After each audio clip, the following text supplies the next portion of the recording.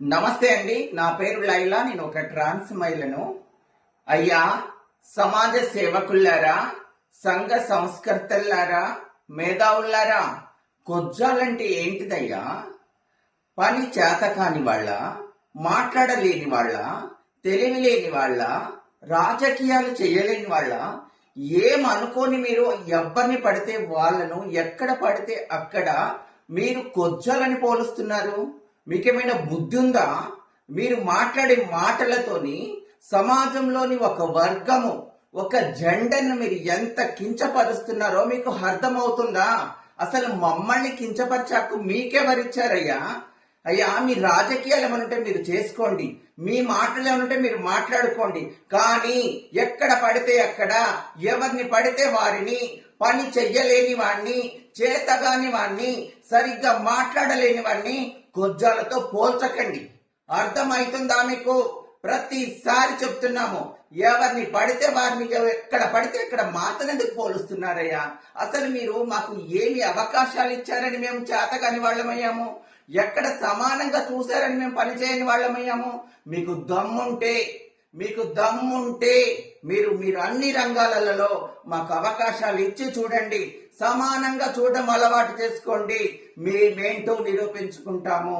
Even రాజకీయ రంగాల్లో కూడా మాకు అవకాశం ఇస్తే మేము మీకంటే సమాజ సేవ మేము ఎక్కువ చేసి నిరూపించుకునే దమ్ము మా కాడ ఉంది. ఇచ్చే దమ్ము మీ కాడ ఉందా? అయినా నేను ఒక్కటే చెప్తున్నాను, మీ రాజకీయాల కోసము మీరు మిమ్మల్ని నిరూపించుకోవడము, ఎవరిని పడితే వాళ్ళని మాతో పోల్చి మా వర్గాలని, మా జెండాన్ని కించపడిస్తే అస్సలు ఊరుకోము. మేము హెచ్చరిస్తున్నాము. ఇంకొకసారి ఎవరైనా ఎక్కడైనా ఎవరినైనా మాతో, మా జెండర్ తో పోల్చి అనవసరంగా మమ్మల్ని బ్లేమ్ చేయాలని చూస్తే చట్టపరంగా యాక్షన్ తీసుకుంటాము. ఒక ఎస్సీని, ఒక ఎస్టీని వాళ్ళ కులం పేరుతో మాట్లాడితే అది అట్రాసిటీ యాక్ట్ అంటున్నారు. మరి ఒక జెండర్ ని కించపరిచేలాగా మాట్లాడితే అది అట్రాసిటీ అవ్వకూడదా? ఖచ్చితంగా చట్టపరమైన చర్యలు తీసుకుంటాము. సమాజంలో మీరు సమాధానాలు చెప్పవలసిన అవసరం వస్తుంది. జాగ్రత్త. ఎవరైతే ఈ పదాలు వాడుతున్నారో వెంటనే మాకు క్షమాపణ చెప్పాలి. లేకపోతే దీని పరిణామాలు చాలా తీవ్రంగా ఉంటాయి. అందరికీ చెప్తున్నాము, ఇది రిక్వెస్ట్ అనుకోండి. పదే రిక్వెస్టులు చేశాము, ధర్నాలు చేశాము, మమ్మల్ని కించపరచొద్దు, మా పదాలు వాడొద్దని. అయినా మీకు బుద్ధి రావట్లేదా? ఎందుకయ్యా మీరు మాతో, మా జెండర్తో ఆడుకుంటున్నారు? మాకు సమానంగా చూడకపోయినా కించపరచకండి. ఇది లాస్ట్ హెచ్చరిక.